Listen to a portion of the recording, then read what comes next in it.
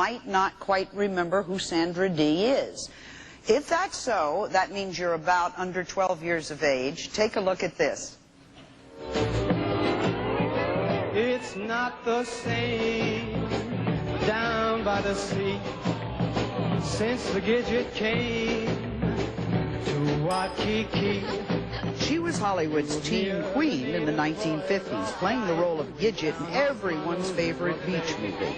Sandra Dee was the sexy blonde actress that producers and directors loved because she was a guaranteed box office draw. At age 18, she eloped with singer Bobby Darin, who was hitting the music charts with his own success. Together, they lived like a storybook couple. But years after their son Todd was born, their marriage went on the rocks, and Sandra Dee's life fell apart. All of a sudden, a daunting, dark side of her personality began to emerge. She drank heavily, used drugs, and literally almost starved herself to death after a bout with anorexia. Sandra Dee stopped making movies, and she dropped out of the business for nearly 20 years. Today, Sandra Dee says she's ready to face her painful past, and she's looking forward to a brighter future. I'm Sandra Dee. Ladies and gentlemen, in her first national talk show appearance in 20 years, please a warm welcome back for Sandra Dee.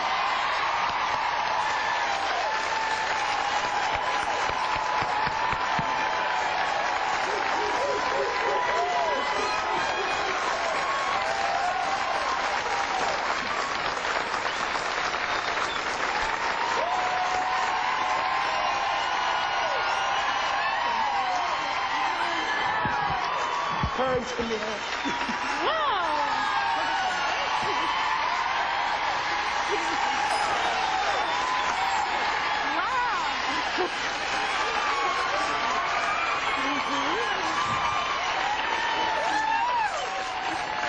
Oh, my dear. Oh, my. Thank you. How does that feel? Terrific, because I'm very nervous. I'm really terribly nervous. You've made me feel at home. Thank you.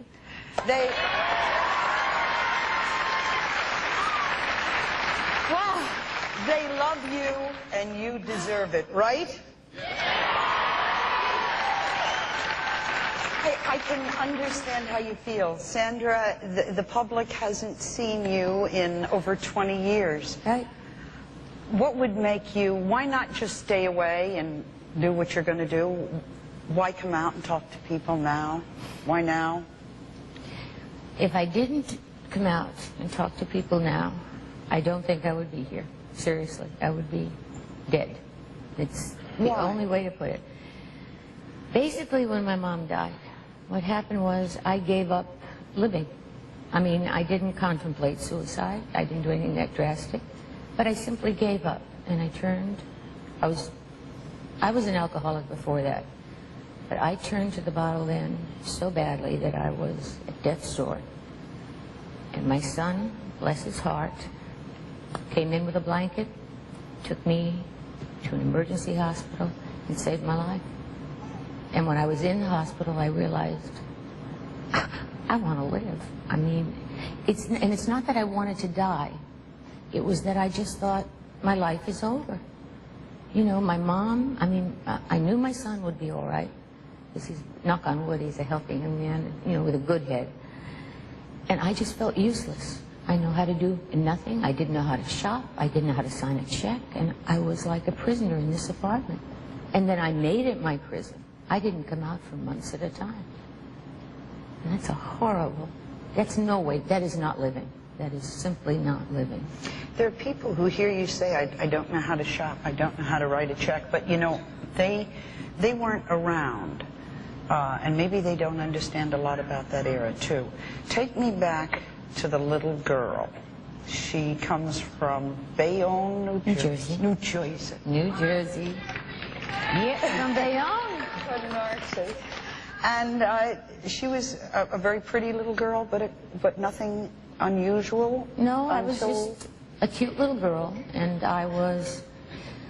my mother married a second time, and my dad's business... How old were you? Oh, when she married, I was 8. When she started the business with him, or seeing him, let's say, I was 5. And the thing is, his business, he traveled a lot. And so I was not in school. I had tutors and things like that. And we landed in New York, and this was going to be like a year or something. We knew we'd be there. So he enrolled me in professional children's school. And no, I was nothing special. I had a chubby, round face.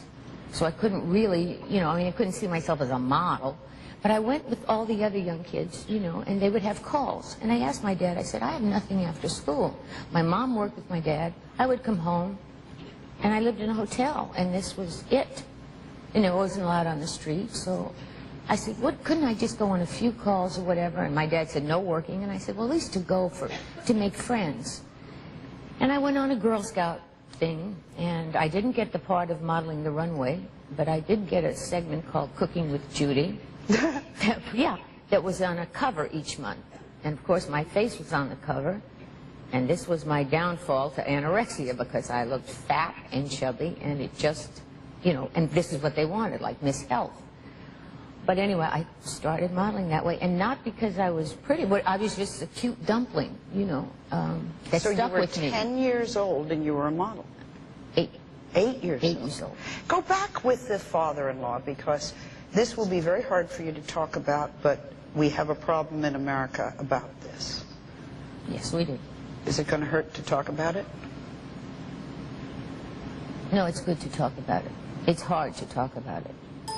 But through therapy and talking to the doctor, and gosh, I wish everybody could have somebody, you know, that you can confide in, that won't look at you and say, you're crazy. This can't happen. You know, in your family, an objective person can be anybody for young people. It can be in school. It can be, there are places, you know, and you have to get it out. Because believe me, I lived 20 years with this on my shoulder, the lies. And I was so afraid of hurting family, of hurting, my friends would think, what would they think of me, you know. I mean, I was guilty of something that I didn't even know what was happening, because it did start from age, people say 8, no, it started from 5. 5. 5. What happened to you at 5? I was molested at 5. What did he do? He would always call me to come into bed and snuggle. And this is the hard part, snuggling became more than that. And it's really strange, because, and this is hard for me, because I always woke up in my own bed in the morning, and everything was normal in the morning. I mean, my dad would say good morning, and my mom, and I would sit there thinking, you know, did this happen? I mean, at my age, I mean, could I imagine this? You know, but I would put it in the back of my mind. It's the strangest thing. And I'm a 5-year-old kid. I mean, I'm a baby.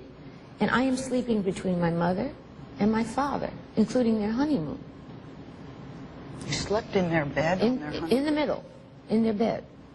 And my father, at the time, would say, I'm not marrying your mother, I'm marrying both of you. And everybody thought that was so endearing, and, you know. And I have to say this, and this is really going to sound maybe gross or sick to people, but I could block it out in the morning to the fact that I really adored this man during the day. And at night it was some kind of, I cannot explain, because I never did understand it until after I married. So I kept, and this went on. Did you tell your husband? No, well, way after the divorce, way after. We were divorced, and we went back together, you know, we lived together, and I didn't feel bad about that at all, because my son went to school and he lives with his mother and his father, so I figured, you know, that's quite normal. Did you tell your mother? Your mother was in the same bed. I mean, did you say something? Mother, this man is fondling me, this man is touching me. No, no. But she knew. Oh, I at that time thought, no, but after what, from 5 to 11, 6 years, you'd have to be dumb and blind not to know. And I don't blame my mother, don't get me wrong about this. My mother worshipped this man, and I think she was afraid maybe he would stray, and I sort of kept him at home. He told you at one point you were chubby. Is that what did he say? We were riding to the airport, and we were stopping at Pancake House. And I had shorts on, and he said, "Hey, we're getting a little tummy there." And that stuck with me to the point where I lost like 30 pounds in a month and a half. And I went down to 70 pounds. I mean, to the point where I really couldn't even model anymore. And this is the one line that stuck with me. My dad said, "I'm getting fat." Oh. So I took this literally, which again a lot of young people do today through magazines, through diets. There's not a magazine you pick up that doesn't have a new diet, a new, you know. And honestly, I can tell you, it's not the route. I mean, drastic, because I screwed up my whole system for a long time. For a very long time. Very long time. Sandra Dee went on to become a movie star. We're going to pick up that story at that point, age 14, and her love affair with Bobby Darin when we return. Are you okay? God, you're wonderful. You're really wonderful.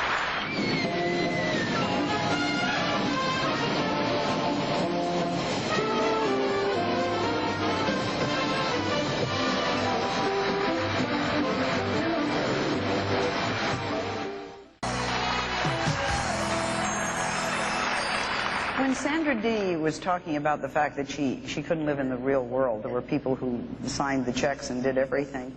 At 14, if I'm wrong about this, correct me, she was the last big star to sign a studio contract. And it was a 7-year contract. Well, it started out 7 years, and then they did everything for you? Is that what happens?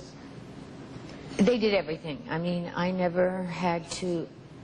I had to do nothing. I mean, I just had to appear, know my lines, and go to school. And anything, I mean, they bought a house for my mother and myself. They asked me, you know, do you want a swimming pool? And I thought, well, that would be nice, you know. I'm from Bayonne, I don't know. But I saw a swimming pool next door, and I thought, yeah, that would be nice. And would you like a car of the year? Yes, that would be nice. And you know, I was blessed with all this. I couldn't imagine. Did you have friends? No. I was the only child on the lot. Did your mother love this? Did she love the limelight? Yes, and I have to justify this reason. She loved, like when she married my dad, she attached herself to his business. And I was on my own in New York.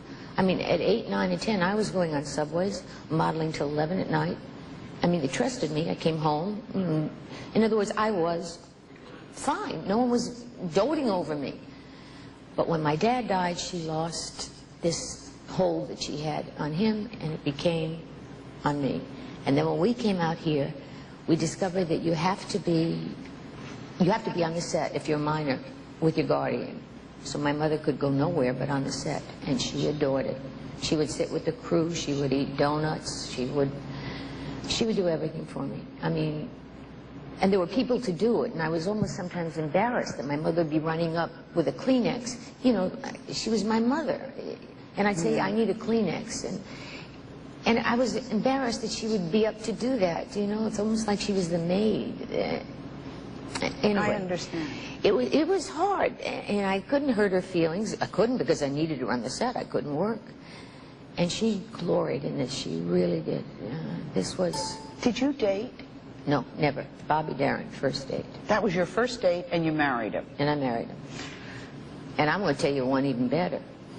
We were in Rome, and he took my hand. We were engaged. He took my hand, and I saw a priest. And you'd have thought the world ended. I grabbed my hand away. I mean, this what... And he says, what is the matter with you? And I'm going, there's a priest. There's a priest. The man didn't kiss me until after we were married. Now, I'm swearing to you, this is true. He tried to once. In the picture he did. But film is different. You know, you feel really nothing. I mean, I don't. So, maybe there's something wrong, but... Did you fall in love with him when you first saw him? What was that? I despised him. Why? There was this man, we were in Portofino, and I was boarding a boat with young people. First picture with young people. I mean, we had Gina Lilla Bridget or Rock Hudson, but I had some young people.